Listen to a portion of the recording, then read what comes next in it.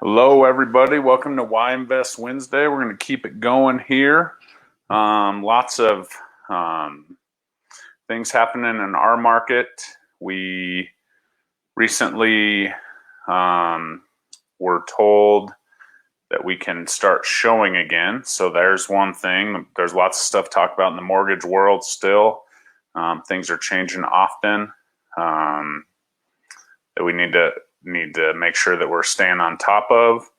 And then obviously, as we move forward, if you are in trouble on your mortgage or anything like that, we're going to talk about options for you. So let's get going. Looks like we got some people around. If you're watching live on Facebook or Instagram, just do me a favor and comment live, hashtag live or hashtag replay. If you're watching on the replay, that helps me out. Also, if you have any questions, I'd love to try and answer them on the fly here. And if, yeah, so comment away. Let's see if we can go from there. So, all right, here we go. So in-person showings were put into place or allowable by the governor on last week, starting Monday. So on Monday the 27th, we can start showing houses again in person. This is kind of an interesting time for realtors. I actually got 4 houses under contract last weekend without leaving my house, so that was cool. They all stuck, but we are able to get into houses before we can write contracts now, which will be an added bonus for sure. Definitely helps the buyer out. We were putting in protection so the buyer could see the house after the contract, because once we're under contract, we're allowed to perform the contract specifications. So now we are able to do in-person showings. As a realtor, I'm going to be pretty careful with this. Obviously, I ordered masks and gloves and shoe covers and hand sanitizer like 4 weeks ago when this all started. I still don't have them, but I do have some stuff that I've scraped up. So I'll definitely be providing those things if my buyers do not have them. But my whole goal will be to get the buyers, again, all the virtual information. If you have a realtor that's not, doing Matterport walkthrough tours and video and, professional photography, now is not the time to save money on that in the real estate world. So for my buyers, I'm going to collect all the data that's out there and say, hey, let's really make sure that we know everything about this house before we even pretend to go to a physical showing. For my listings on the other side, I do have 4 listings coming on in the next 2 weeks, so keep a lookout for those. I will be providing all of the safety health materials that I have and can for those. I will be doing a virtual tour, which is a Matterport 3D walkthrough, where you can walk through on a computer and see everything. I will be providing professional video, and I will put together a virtual showing that I can send out to everybody. So those are kind of the changes that I'm making. I think that a lot of people think it's business as usual come Monday. I'd be careful with that. The last thing we need to do is get shut down for showings again. So that's kind of what I'll be doing there. Next, the mortgage world. This is probably the most important part of today's live. The mortgage world lending requirements obviously have tightened up. You probably saw that Chase went to a 20% down, 700 credit score. Now that's 1% of the market. It's not everybody, but almost every lender has raised its minimum credit score in some way and made some overlays or tightened some things up where it makes it harder to qualify. Now, what that means is there will be an opportunity for those buyers who still do qualify, who haven't had any work interruption and things like that. That will limit the buyers in the market at first. We're unsure how long these restrictions may stay in place. If it were me, I'm telling my buyers that if they're in that situation, let's use this time to work on your credit and get it up, and let's just plan on the requirements being what they are right now when you're ready to buy. And so we're working on pairing them up with a lender that has a program that works for them, as well as if they need help with the credit, we're going to start working on that now. because there's no reason to wait.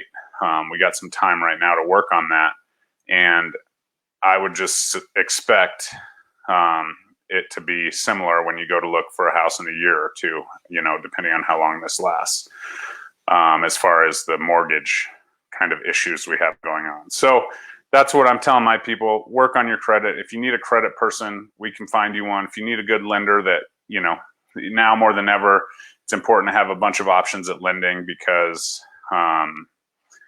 you know, some lenders can offer stuff and some lenders can. It's not like before where pretty much all the products are across the board the same.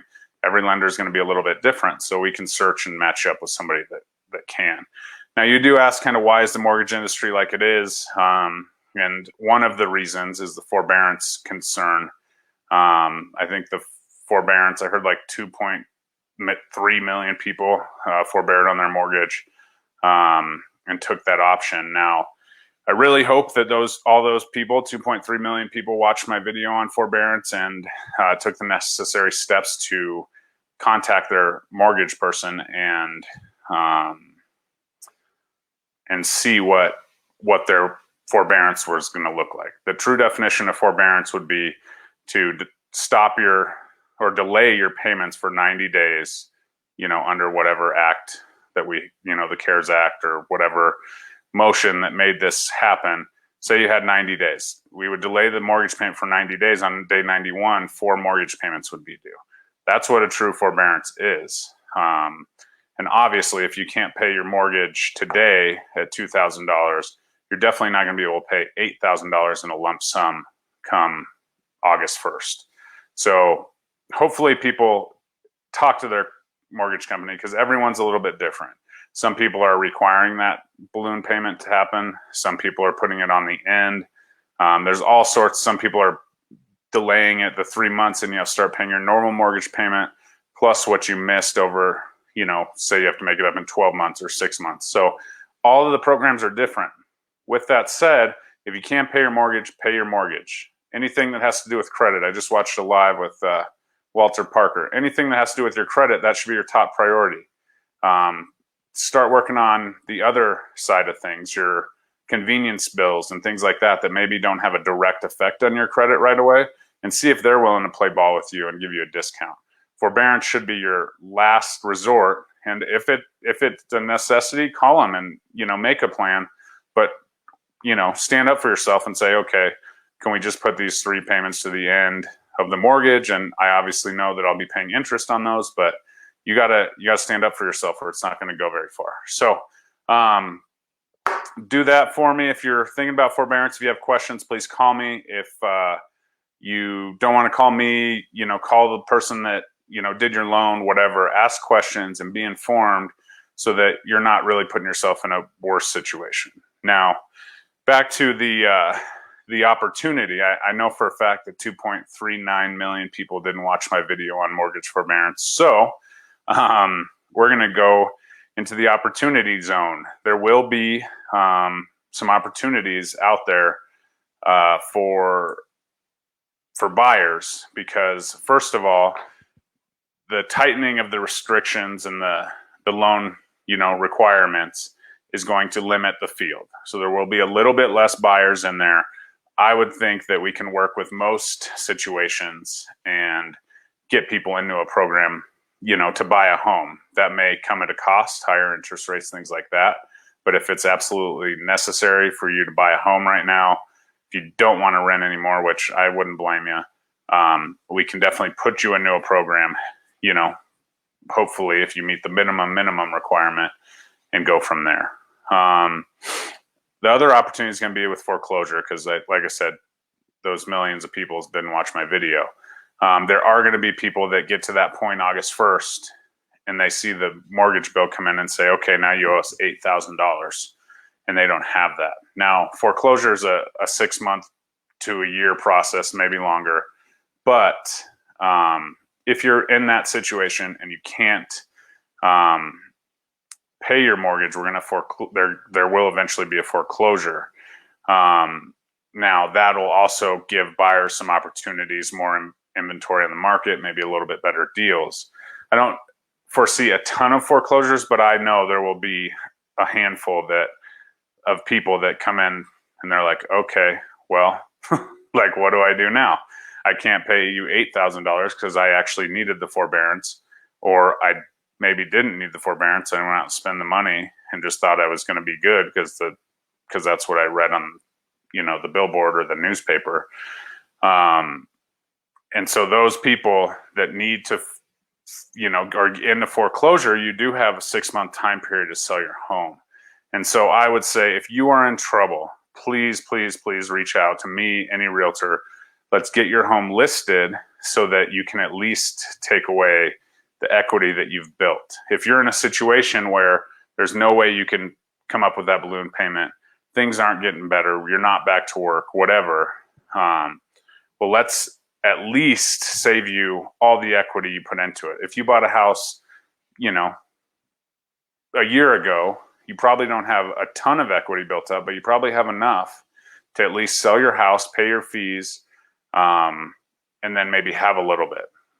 For instance, if you bought a house 5 years ago, you probably have $100,000 of equity on top of what you put down.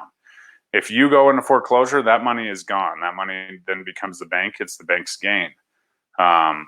So if you're in that situation, you're feeling like maybe you're not going to be able to keep up, that's when we need to talk.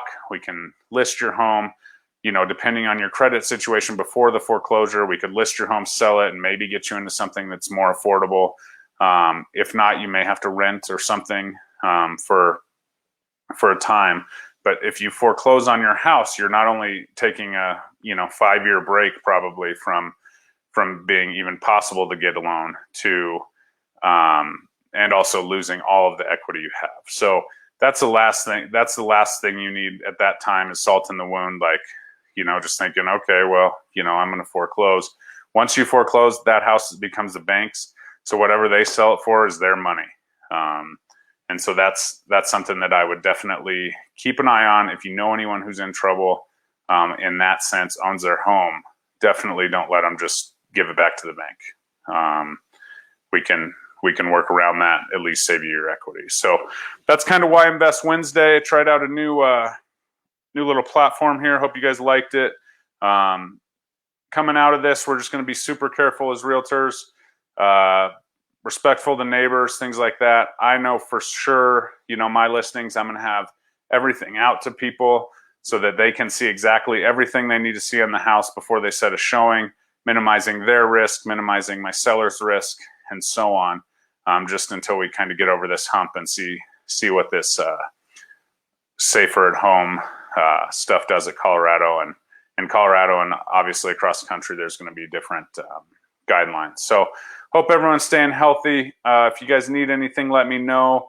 Real estate is not crashing. Things are going very well, and we'll go from there. So let's go from there. I hope things are well, and I just got a message. Just want to make sure it wasn't this, but it wasn't. So have a good rest of your week, and we'll see you next week. Talk to you later.